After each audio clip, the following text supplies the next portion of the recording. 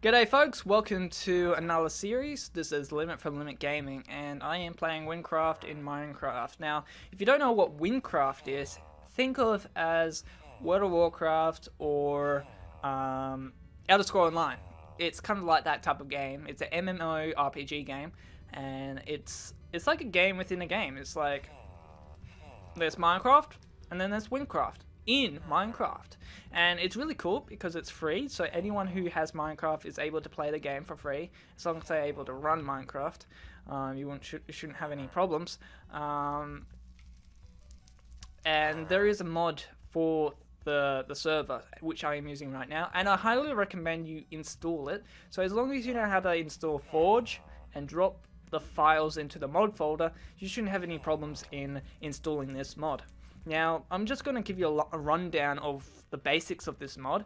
It adds a mini-map in the corner, and you can customize your health and your mana, the style of it, which is really cool. Along with the mini-map, it gives you a full screen map, which is really cool. So it tracks where you are, and it tells you where the basics of things like the merchant, which is the bank place, weapons, the blacksmith I call it, but it's a weapons merchant, potion, armory, and the exclamation points are the quests that you can, the quest givers. It also has fast travel and loot chests. So loot chests are spawned around the world. There's different types. It goes to tier 1 to tier 4 or above, I think. I don't know. I've only come across to tier 4, and they are all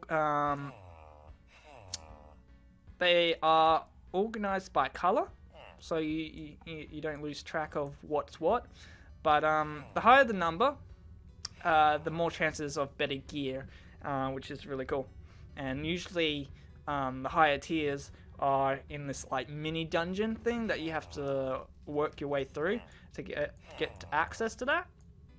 So obviously, the harder it gets to the chest, the more chances the stuff you'll get. Anyways, you don't need to have the mod installed to experience the game. You can still play the game without the mod, but it just improves the experience and just makes life easier. There's another thing about talking about maps. You can also go onto Wynncraft's website and they have a map there. So I'm just going to show you right now. It's tracking where I am.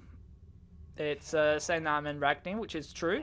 It tracks my health, and it also tells you where everything is, which is really cool, including the level of that area, which you don't get that from the mod, the map in the mod. Another cool feature about this, the map on the Wynncraft's website, is that you can create parties in the game and invite your friends, or create a guild and invite your guild.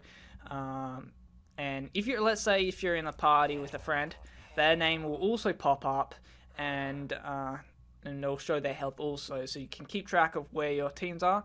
The only way of doing that is just having Minecraft and the browser window right next to each other. Otherwise, you'll have to keep on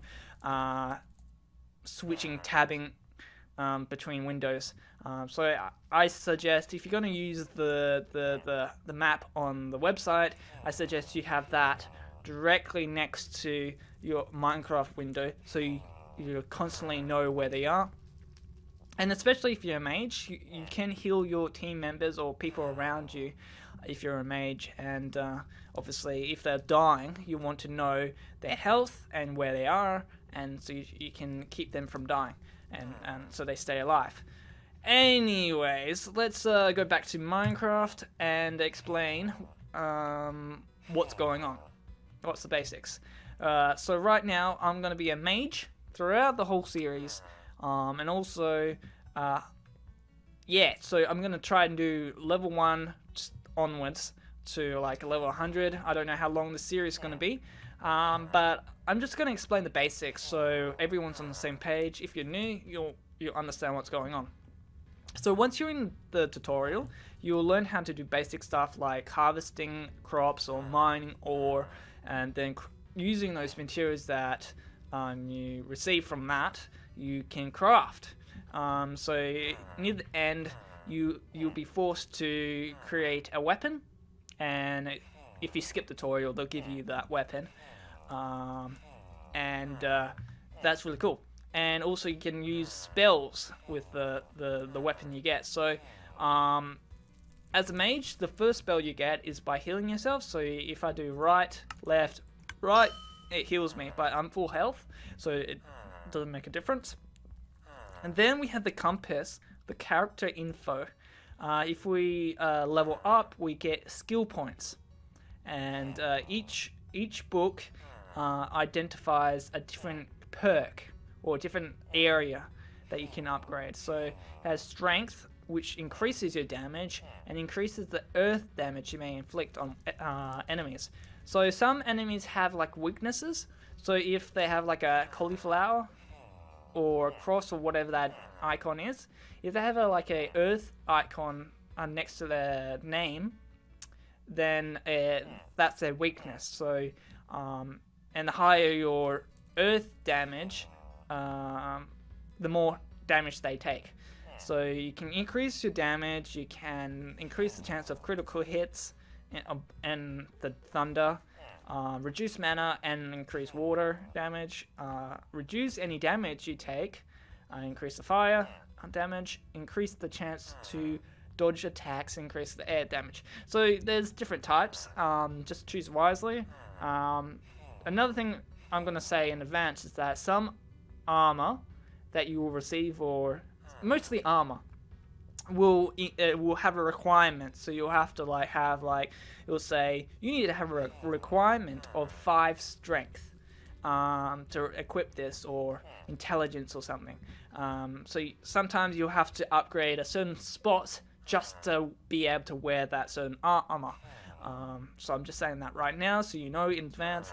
This spot keeps track of your professions, what level you are. At the moment, we're all level 1, 0 experience, because we haven't really done anything yet. Tells you what rank I am, so I'm VIP+. And I don't know why it says total level 13, because we're on level 1. I guess we're Compact 1 and Dark Wizard, and then how many quests? So there's 157 quests. So there's I thought there was 173 or something like that. So that's cool. It keeps track of how many quests you've completed. Your basic defense, so how much health you have, and what quests, what damage info you've got. So we've only got 1 spell, and it tells you how much neutral damage you will inflict to the enemy. So, but you're not really going to pay attention to that. I just wanted to let you know what it was all about. Also, you can manage your crates, so if you'll get a free monthly crate every month. So we're going to open one now. This is a daily loot crate for me. So if you basically spawn it and then right click on it, and this is just cosmetic stuff. It doesn't give you any advantage in the server. It just makes you look cool. So what we're gonna do, what we're gonna get, sounds whatever. Ooh, we got a futuristic wand. That's pretty cool. So what we do is we've got a wooden branch basically as a wand. I call it a staff because it's so long. If you look at this, it's basically a staff, but they call it wand in the game. And how to activate that is you go to your character info, go to use menu, and then it goes to your gear. I think your gear skin. And then let's see, where is that futuristic wand? There we go. We won the futuristic wand, and it's infinite uses, so you keep it forever. And we just click on that, and there you go. It changes, it disguises your staff or your wand to that skin, and it looks cool, and everyone can see that.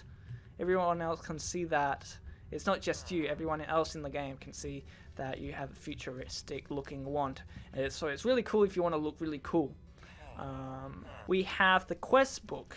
Now the quest book is what keeps track of all your quests, and you can let's say we've got the King's Recruit. It's the first quest we're going to complete.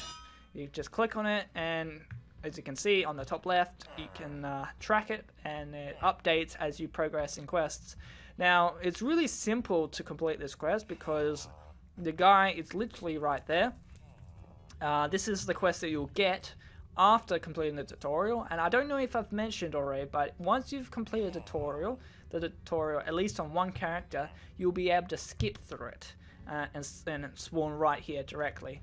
And that saves a lot of time, and that's a recent feature they've added. It's only recent, so that's really cool, and I think everyone liked that.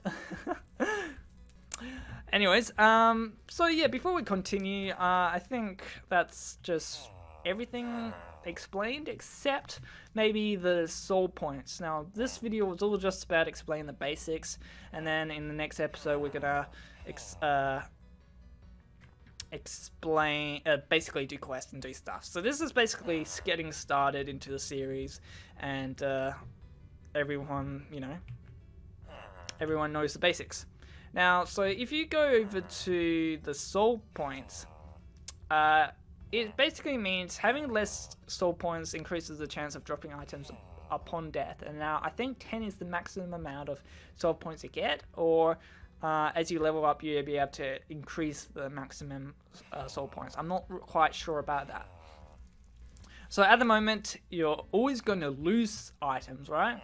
But since we've got 10, that means we'll only lose 40% of your materials and ingredients, and that's it. If you lose anything else, or if you keep on dying, you'll lose your soul point, and it will increase chances of emeralds, which is currency, and other stuff that you don't want to lose. And it looks like on the top, on the bottom, it tells you how long till you get your next soul point. So I think the basics have been explained. You can also have pets. They don't actually do anything. They just look cute and they follow you around.